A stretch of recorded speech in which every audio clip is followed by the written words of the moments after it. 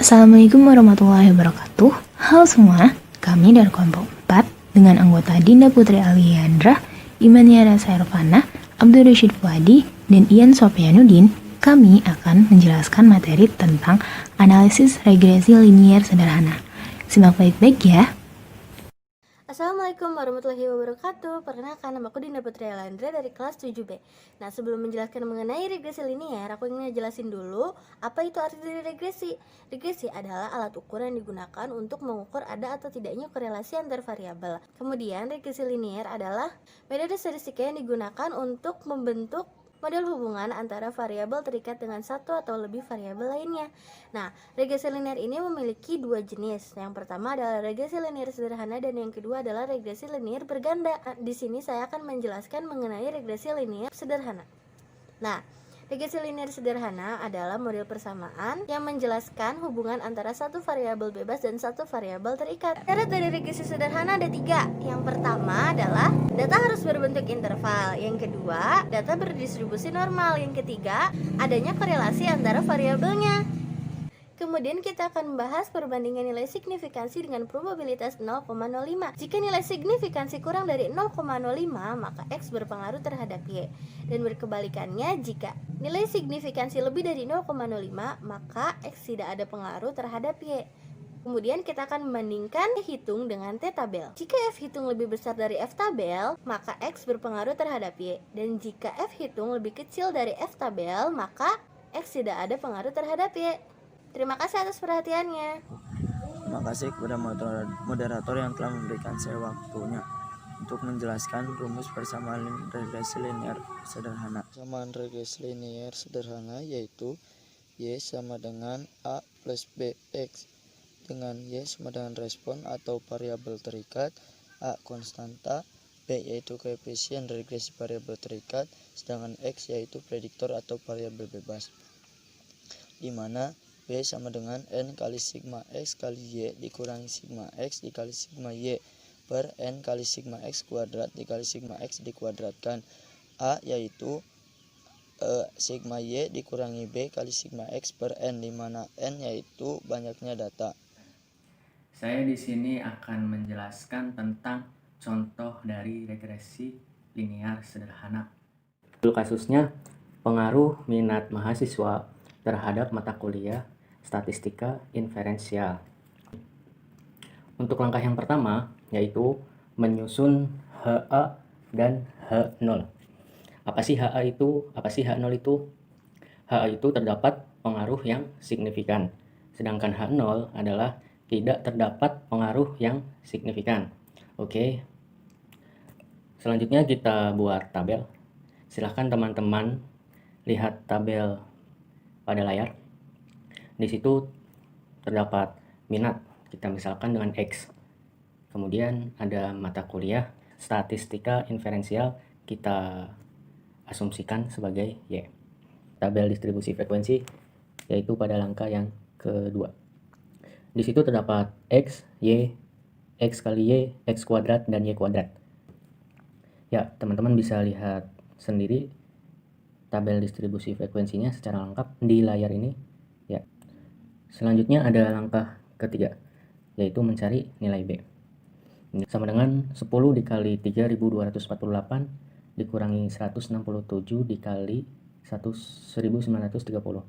Kemudian dibagi 10 dikali 3248 dikurangi 167 pangkat 2. Didapat 0,8272425.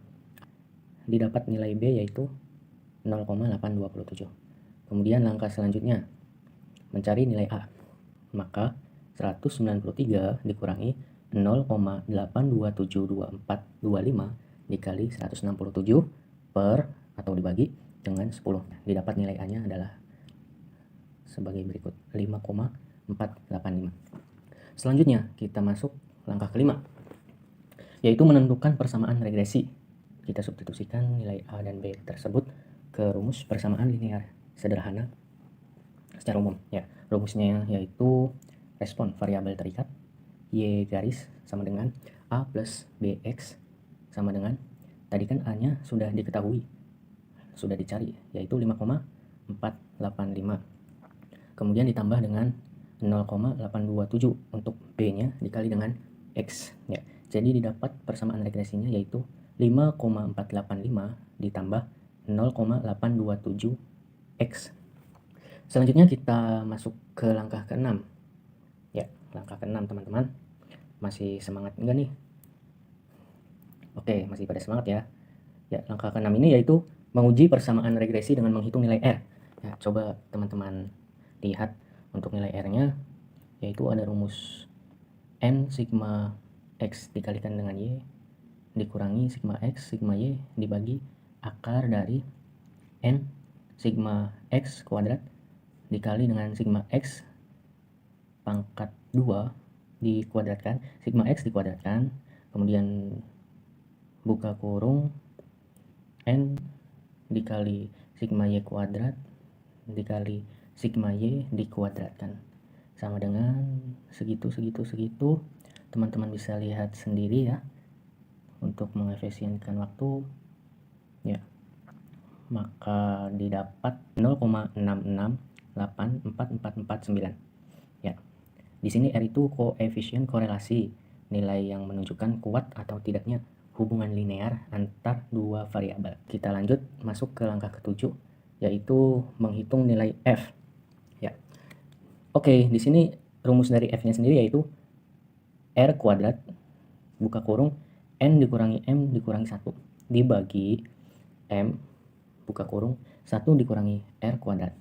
Ya, teman-teman bisa lihat di situ untuk F sama dengan ya, 0,6684 sekian dikuadratkan, kemudian dikali 10 kurangi 1 dikurangi 1 dibagi 1 dikali 1 dikurangi 0,666 sekian dikuadratkan, maka didapat sama dengan 6,4618030 atau dibulatkan 6,462. Ya, di sini untuk keterangan F-nya yaitu uji nilai signifikasi. Untuk N-nya yaitu jumlah data dan untuk M-nya yaitu jumlah variabel bebas. Selanjutnya langkah ke-8, interpretasi. Ya, di sini terdapat rumus DB. DB sama dengan N dikurangi M dikurangi 1.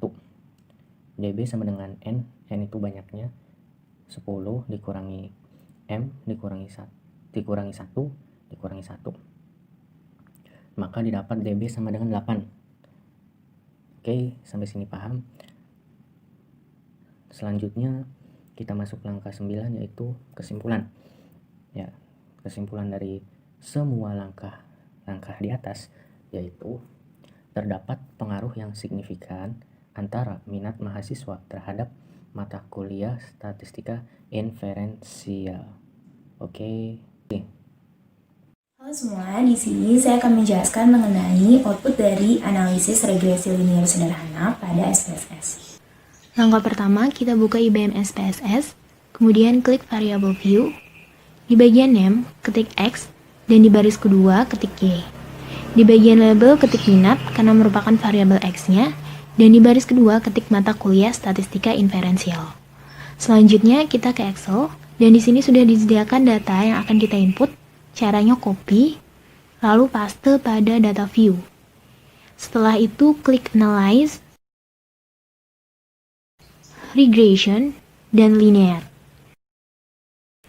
Lalu kita masukkan variabel minat atau X ke independent dan variabel Y atau mata kuliah ke dependent. Klik OK dan hasilnya diperoleh berupa tabel seperti ini. Teman-teman, bisa kita lihat pada tabel pertama itu menunjukkan variabel apa saja yang diproses dan yang menjadi variabel bebas adalah minat, variabel terikat adalah mata kuliah statistika inferensial. Selanjutnya, pada tabel 2 menggambarkan derajat keratan hubungan antar variabel. Di sini R-nya adalah 0,668, menunjukkan hubungan antara minat dengan mata kuliah adalah kuat, karena bisa dilihat pada interval korelasi berarti termasuk ke dalam yang 0,5 sampai 0,75 korelasi yang kuat.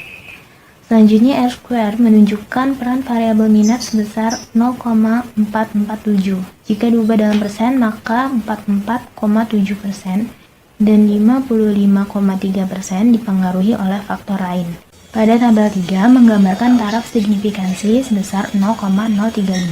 Kalau kita lihat dari kriteria taraf signifikansi, maka 0,035 itu kurang dari 0,05. Maka kesimpulannya adalah minat mahasiswa berpengaruh pada mata kuliah statistika inferensial.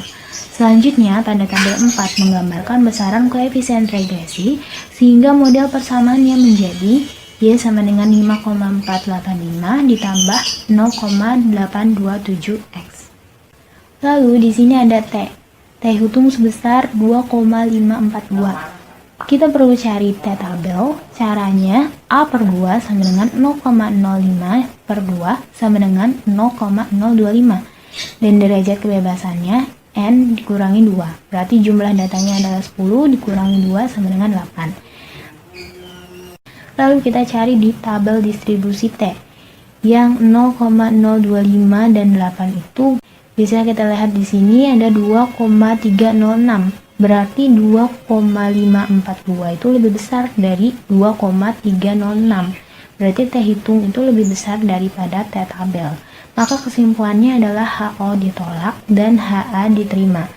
Berarti ada pengaruh minat mahasiswa terhadap mata kuliah statistika inferensial. Sekian penjelasan dari kelompok 4. Terima kasih atas perhatiannya. Wassalamualaikum warahmatullahi wabarakatuh.